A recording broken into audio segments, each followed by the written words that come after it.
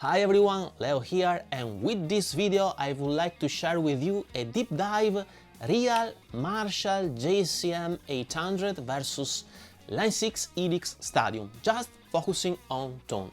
I would like to try to get as much close as possible with the Stadium to the tone of my real JCM 800. This is the third episode of the series Marshall JCM 800 versus modelers and the plugins, and I can already tell you that this is probably the episode many of you were waiting for, because as you know, the Stadium has a score to settle on this channel.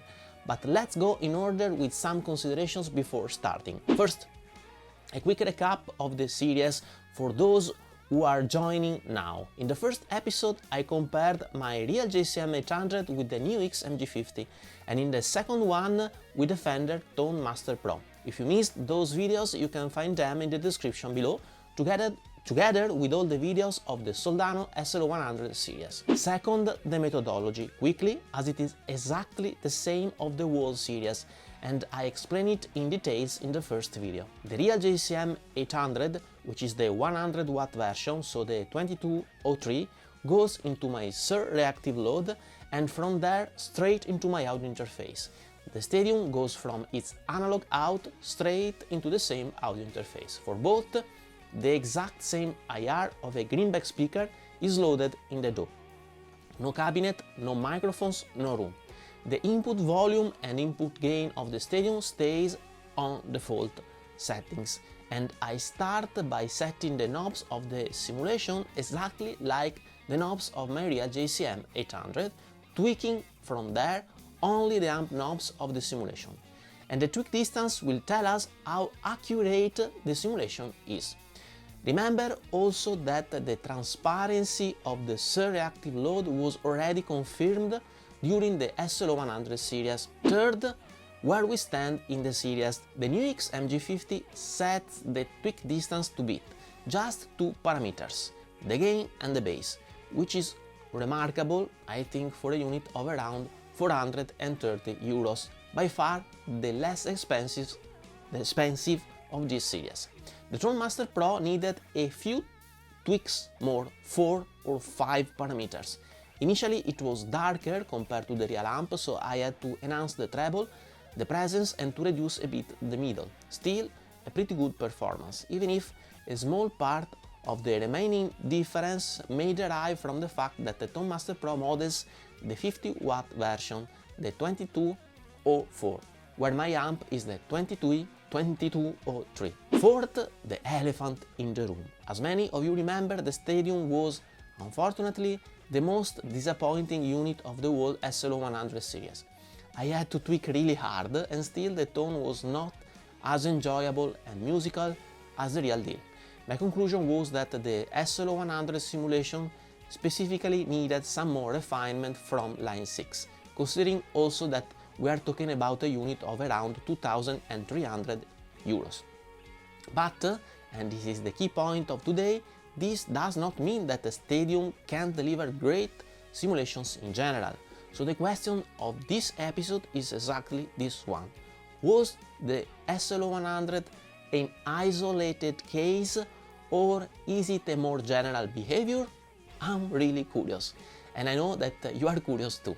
So I would say that today the Stadium is playing for its redemption. Please don't forget to subscribe and ring the bell, as it would really help me to create more content like this. Let's start.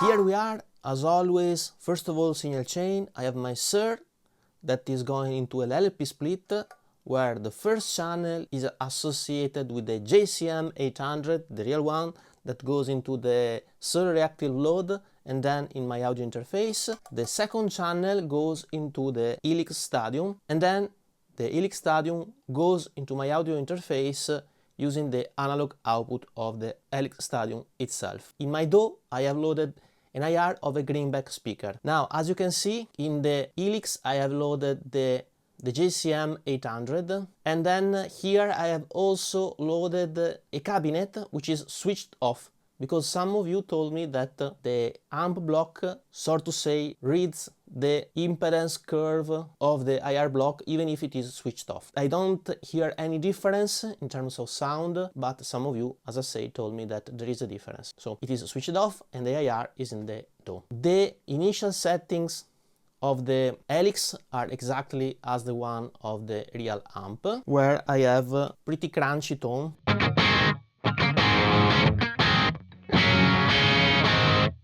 which is also very dynamic, which I like. So let's start with a simple riff.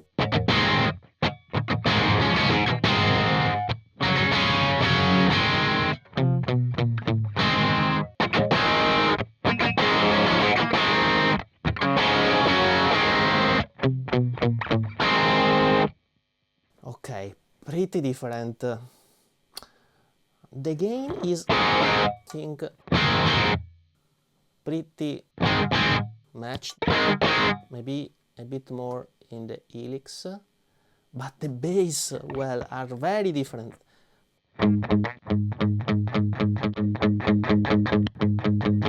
The real amp has a much more boomy sound with more oomph, I would say. Okay, we need more bass in the Helix.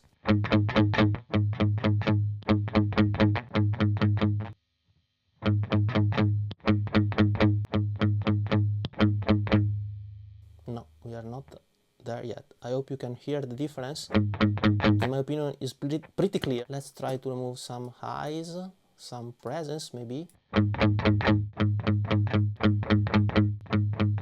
A bit better. Let's play with the hype.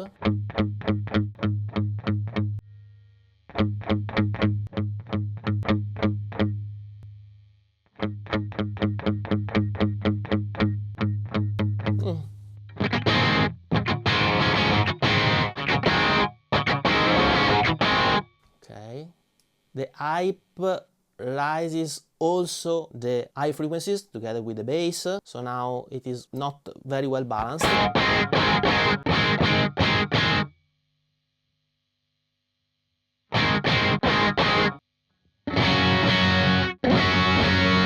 bit less drive.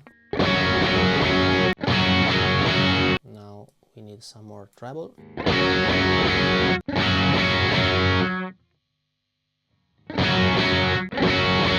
See, still the bass frequencies are not there. Bit less. Okay.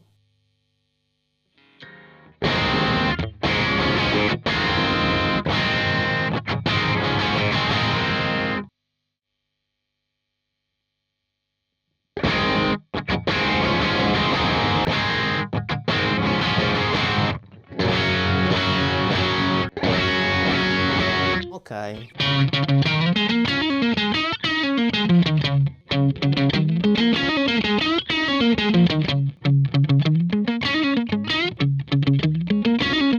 Now I'm not able to get the bass properly. I don't know what to do, honestly. The tone of the Helix is for sure enjoyable, but it has less weight, so to say, compared to the real amp. The real amp is richer, nicely richer, I would say, in the bass frequencies, and I'm not able to get there with the Helix. And even because when I change the hype and the bass, all the balance of the tone screws up. This is maybe the best tone I was able to get. Okay, let's remove some hype.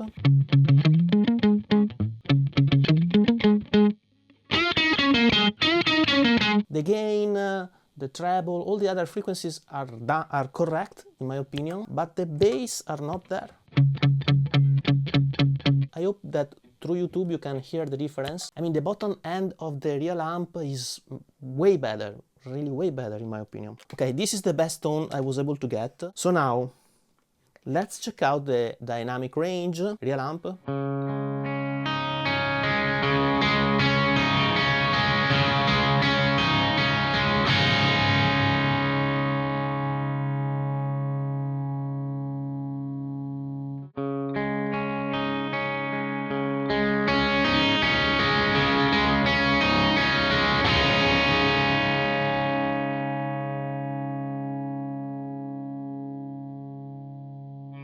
Yes, it's nice.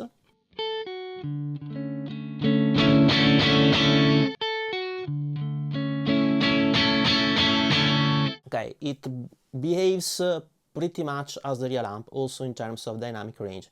Really, the weakest part of the Helix is associated with the bass frequencies. Actually, I have to tweak quite a lot because the bass are at 10. I have to reduce quite drastically the mid. I've reduced somehow the treble and the presence because I have enhanced the hype. And when you raise the hype to try to get there in the bass frequencies, also the high frequency changes. So I had to compensate the effect of the hype, removing some treble and presence. Let me try just to see if the sag and the ripple does something.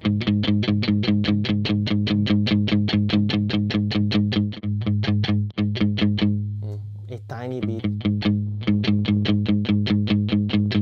The ripple doesn't do anything. And let me see, because some of you with the Z doesn't change anything. Okay, I think I've tried everything I could. The best result is what you have just heard. As I said, it's not bad, it's a good sound, very enjoyable, but the bass frequencies are completely different from the real amp. So let's now jump to my final considerations. Final considerations here, and please notice that these are gonna be my personal opinions for my specific use case, and you may not agree with me, this is totally fine. Furthermore, this video is not paid nor sponsored, and as usually I'm free to tell you my honest opinions. And please don't forget to subscribe and ring the bell, as it will really help me to create more content like this. Okay, first of all, the performance of the Helix JCM 800 is way better compared to the one of the SLO 100. The SLO 100 simulation of the Helix was really pretty far away from the real amp. Here the Helix performs much better. The tone is enjoyable, for sure, but, well, we are still pretty far from the real deal. I had to tweak 7 parameters, 6 parameters, I mean almost everything, and yet at the end the bass was not there. The bass frequency of the simulation was pretty different from the real amp. The real amp was more heavy in the bass frequency, and in a good way, in my opinion. Trying to get close to the real amp, in the bass frequency, I had to really rise the bass in the Helix at its maximum level, rise the hype, and then compensate the, so to say, side effects, as the hype tends to impact also the high frequency. Also the mid frequency were pretty different, and I had to reduce them quite a lot in the stadium. At the end the tone was pretty close, generally speaking, but with bass frequencies still not matched. Once again, you can get great tones from the Helix, and in fact the tone was enjoyable, but in terms of fidelity versus the real amp, this is the second time which I'm not really satisfied. So let's update the situation of this series. The tweak distance to beat is still the one of the new XMG50 with just 2 parameters, gain and bass, at around 430 euros. Then we have the Tone Master Pro with 4 or 5 parameters, as one was tweaked really a tiny bit, mainly to compensate a darker character, keeping in mind the 2204 versus 2203 topic. And now the Stadium with 6 parameters and still not able to match the real amp. And please notice that for me it would be much better to say that the Stadium performs exceptionally, considering that the Line 6 community is pretty big and active. But I always prefer to tell you my real and true experience without filters, as I think that's the only way to bring value to our community. And I remind you that everything will end with a final wrap-up video with the chart, the criteria and the winner per category, exactly like the SL100 series. Now for the next video of this series, I'm actually undecided between 2 units coming from the SL100 comparisons, the Fractal AM4, the Paradise of the Nerdam Tweakers, or the Hot Tone Ampero 2-stage, or even the Valitone. So this time you decide. Please let me know in the comment section below which one you would like to see next. together with your opinions about the two-day comparison and your experience with the Stadium. Please don't forget to subscribe and ring the bell, as it will really help me to create more videos like this. Thank you so much for watching and see you soon. Bye bye.